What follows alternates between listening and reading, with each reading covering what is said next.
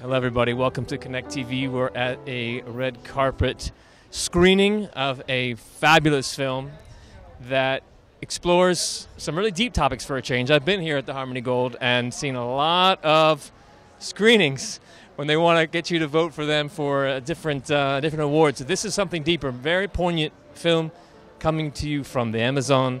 And I'm going to ask my lovely guest here, my first premiere interviewee of the night, your name and what brought you here this evening. My name is Atosa Soltani. I'm the founder of Amazon Watch, and that's the organization that's been working for 22 years to protect the Amazon rainforest and working with indigenous peoples to protect vast areas of the rainforest, which are really the heart of the planet, a vital organ of our planet. And I'm here because we are sponsoring this screening and helping to support the filmmaker Ryan Kalaki, who's made this brilliant film, very important film, about the most biodiverse rainforest on Earth and how it's being threatened for what would amount to a few weeks' worth of oil, global oil supplies. So really here to help get the word out about this amazing film and also hopefully build community of people who care about protecting the vital organs of our planet. We got a really fabulous person here to start. I wanted to meet you anyway, so this is a perfect way to do it right here on camera. So tell me then, this is the curious thing when I'm watching environmental films, and I'm an activist, and I've been filming with indigenous people in Australia, New Zealand, across North America at Standing Rock. And I wonder from that audience perspective, the average person here running about their daily lives, trying to make ends meet, trying to just move towards their dreams, take care of their family, why should they stop and pause and watch and start to care? Well, it's interesting. You know, we are at a moment in time where the future generations are dependent on the actions we take or not take today. In fact, we're being called to be good ancestors to our future generations because there's so much ecological systems on the planet that are in peril, in a state of collapse. The Amazon, for example, generates, it's like the planet's rain machine. It's the planet's air conditioning. It generates rain, it generates moisture and weather that basically is not just nourishing the Amazon basin, but the rest of the world. It is like the heart beating and pumping moisture and generating oxygen and absorbing carbon dioxide. If the Earth, many people are saying the Earth is a living system. It actually is a living system. It is interconnected and is like one superorganism. And so the rainforests are like the vital organs of that system. And the way that we have to remember that we're cells. We are really cells in a larger body of a living being. And we're being called to basically step up our awareness and also take action, not to cut out our hearts or our lungs. I mean, you could see if you lose a limb, you might survive, but to lose your vital organs of your body, you will not survive. So the same way the Earth is critical. The Amazon itself generates rain that comes all the way to North America. Also, if you look at what's destroying places like YASUNI, what this film is about, places like YASUNI are generating oil that is then exported out of Ecuador, and we in California are the #1 importer of this oil. So after Saudi Arabia, the biggest foreign oil source for us is the Amazon. And that didn't used to be that way. Wow. So we really do need to know that every time we pump gasoline in our cars, we're draining the blood of the earth and destroying the Amazon. So yeah, it's up to us to change our patterns of consumption, demand energy, clean energy, demand corporate responsibility, and really say that places like the Amazon, the vital organs of the planet need to be protected permanently in perpetuity, so that we can have a future on this earth. So. Well, yeah, I'll echo that. My time with indigenous people, they see the earth as I now see it. I was taught is that it's our Earth Mother. It's a being. She's alive and responding to us and what we're doing. And taking care of her is a totally innate, normal thing, which is why so many of our indigenous people are on the front lines for some of the eco-activism. But why do you think, if you were to guess, you've been working in this space for a little while, why don't people feel that, see that? Like, why have we lost this idea that we are connected to Mother Earth and that we are interdependent, although she gives us all life? I mean, I think it's 500 years maybe of basically this industrial march that we've been on, thinking we're separate, we're out there trying to succeed, compete in a world. But really, we have to recognize that life exists in communities that cooperate to create more opportunities for life.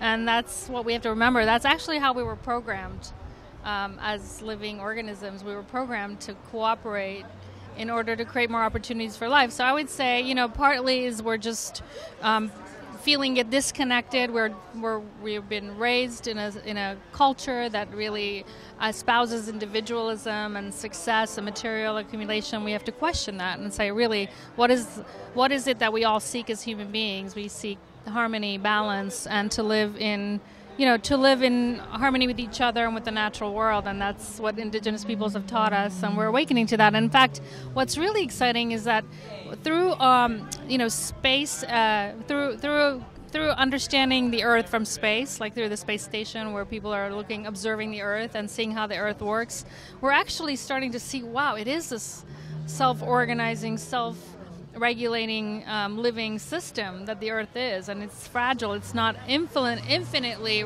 resilient, but so we're starting to learn, seeing ourselves from outer space. We're starting to see that, and how rare is life in the universe. I mean, this Earth is a miracle, and life is sacred, and that's what indigenous peoples teach us. And so we just have to remember that. We already know it. We just have to remember.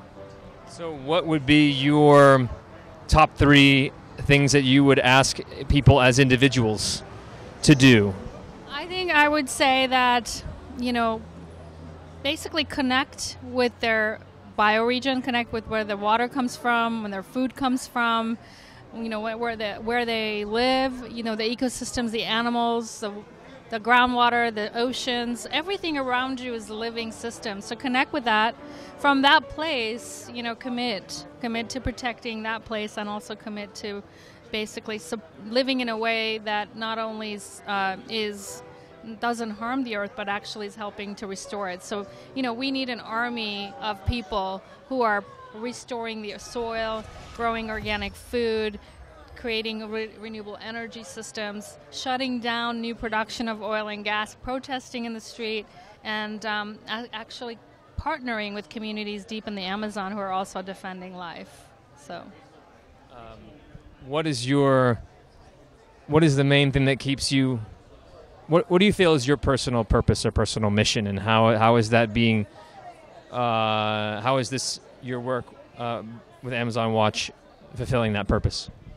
Well, I believe that we are all ultimately called. We're being called by the life itself. And for me, the Amazon was like a calling. I started hearing the call of the Amazon before I'd reached the age of 19, and I started thinking this is a noble way to spend my life, is to commit to protecting the heart and the lungs of the planet, waking people up, and also supporting what is actually justice, and what's good for humans is also good for nature, and what's good for nature is good for humans. And so there is no separation, and that partly my purpose is to help us see how the Earth is. The thing that woke me up is learning that the Earth was a living system, and so I feel like that's what is going to help wake other people up too. And my job is to really help shine the light and also organize, because ultimately we need to organize to stand up to the things that are wrong and to advocate for the things that we believe in. And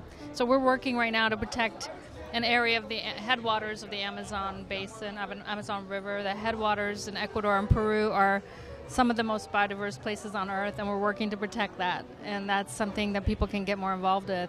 And they can go to AmazonWatch.org. They can join our Facebook and Twitter campaigns. And every time we take action, we're building the immune system of the planet, because ultimately we have to remember we're not fighting for nature. We are nature itself waking up to defend itself. So.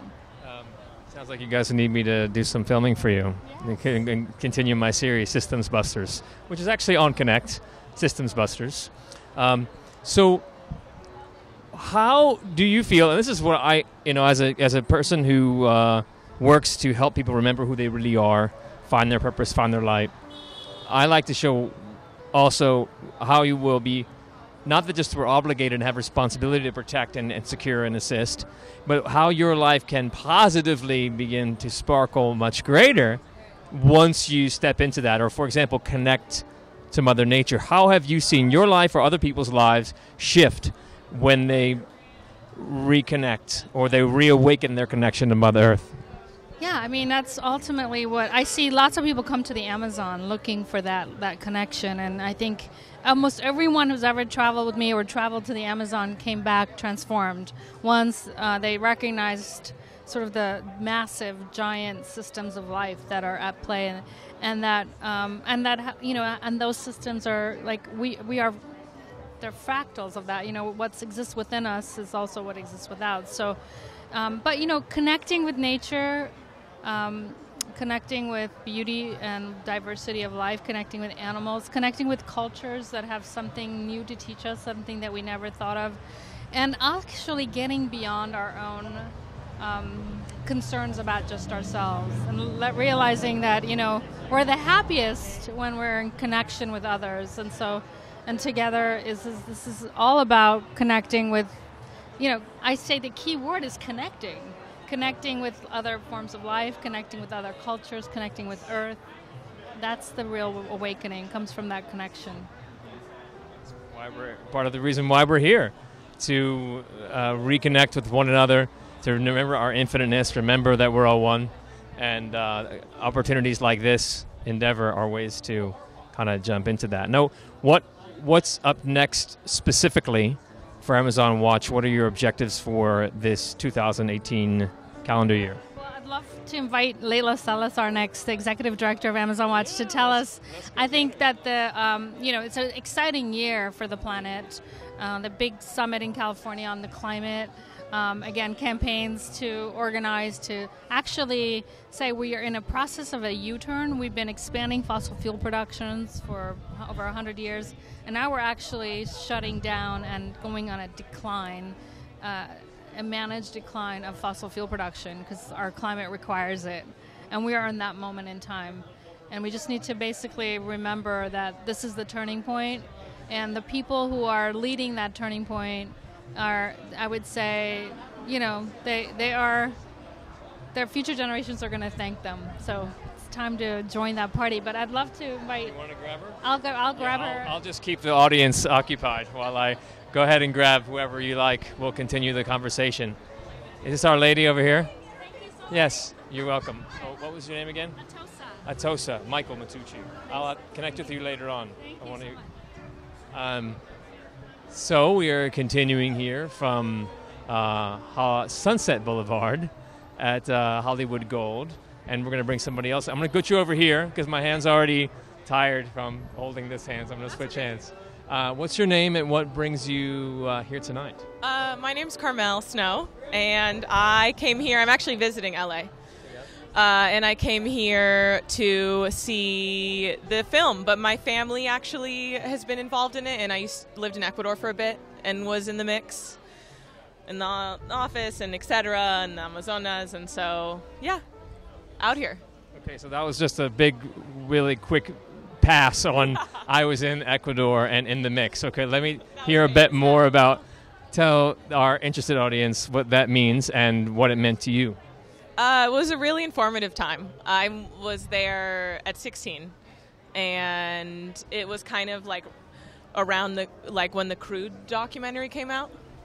And yeah, I was like helping out in the Frente de la Defensa del Amazonas, or Amazónica, something, yeah, this office. And then I also went to like Lago Agrio in the central part, which is really intense. And that was really crazy because it's like I'd seen pollution before, but it was just like such a intense articulation of it and such a beautiful part of the world. It was just really wild and just very like linearly bad, because sometimes you see things, you're like, what's going on? But I was like, oh, this is like scary. So it was wild, and like lived more in Quito and Cumbaya, like the suburbs of the city, but then would go and do projects in the Amazon and would do like work for tour groups or just go spend time there. But I also spent a lot of time in the like polluted part, and it was crazy. So when you say it was crazy, tell me, give me an example of a story or an experience that you witnessed or you were a part of. Well, I was like a Volcom like fellow, kind of, and you'd like go walking in the jungle and you would just like walk on oil and you're like, oh yeah, like that's right there. And I think it was really crazy, and also just being in Lago Agrio in the city and like seeing the people and like the very linear problems. It was just a very direct correlation to like oil problems where, you feel it in the city, but it's more abstract. And it's like in the air and it's in the food and it's like around us right now, especially in LA, but it's just so much more directly like negative there. And now it's just such a wild moment to really feel that and just be like, oh my God, the Amazon and like the heart of the earth and the spirit and like so much beauty and then so much just like fucked up in spaces. What can you say to the audience about you personally having gone into a place like that? How does that, to depart from whatever you're up to in life and actually go in the middle of it wasn't a conflict zone, maybe it was, but a zone that's of international attention. How did that change your path as a person? Oh, I mean, it was crazy informative. Like, it's definitely a very linear example of pollution, and it really, and beauty, like the dark and the light all in like one crazy journey.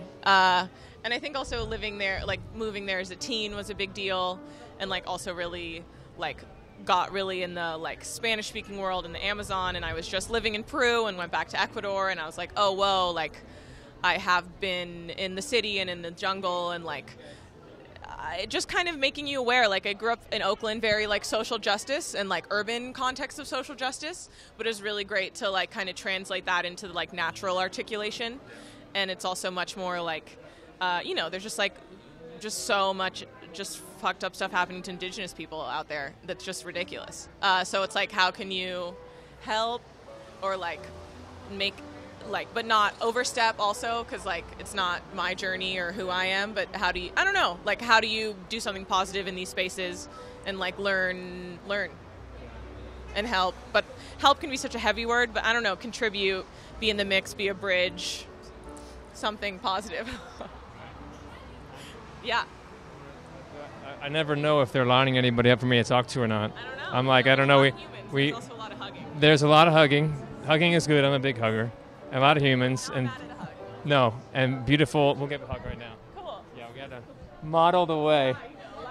Lifestyle. We have to model the way. This is we're all connected. We're all here together. And for me, having been at Standing Rock and having been around with a lot of activism around the world, I could say I asked that because for me, once you go somewhere, it changes you tremendously. Sure. You know. It totally changes you. Well, thanks so much for sharing. Yeah, Enjoy the movie, and perhaps we'll see you afterwards. Definitely. Thanks for sharing. Thanks for holding it down. All right, Good will luck do. with Thanks. the journey and the chat. So we are having another lovely guest come stand right here. I'm just doing a little do-si-do back and forth. The microphone's actually a little heavy and battling here. This is such an interesting contrast. We have a whizzing Sunset Boulevard and this amazing event coming here. So introduce yourself, please, and let me know what brings you here this evening. Well, my name. Should I look at the camera? You can look wherever you're comfortable. Is this live? It's live. All right, hi, we don't everybody. stop. We go. We just, so it's whatever feels good. You can look at me if it feels easier. Okay. You're not obliged. So my name is Leila Salazar Lopez. I'm Chicana from Southern California. So originally from Southern California. So I'm really glad to be home. Yeah. I'm the executive director of Amazon Watch, and as you have probably already heard, Amazon Watch is one of the co-sponsors of this event. Amazon Watch is an organization founded in 1996 working to protect the Amazon rainforest and defend indigenous people's rights and our climate. And we are just so excited and happy to be co-hosting this event tonight, YASUNI Man, this film screening, to really highlight the impacts of oil drilling and extraction on the Amazon rainforest, the impacts of oil extraction on the Amazon rainforest and the people and our climate. That's why we're here tonight, to bring awareness, but then also to encourage people to take action. And there's going to be an opportunity for everyone to take action at the end of the event, because we have for over 20 years have been expressing our concern about the threats to the Amazon rainforest. Everything from oil extraction to mining to industrial extraction to mega dams to roads. All of these different threats are impacting the world's largest rainforest. And we think the Amazon, it's so immense. It's the size of the continental U.S. It's immense. But this rainforest, if you could think about how big it is, 40% of it has already been deforested and degraded just in the last 60 years. And scientists say that if current threats and current industrial expansion continues, then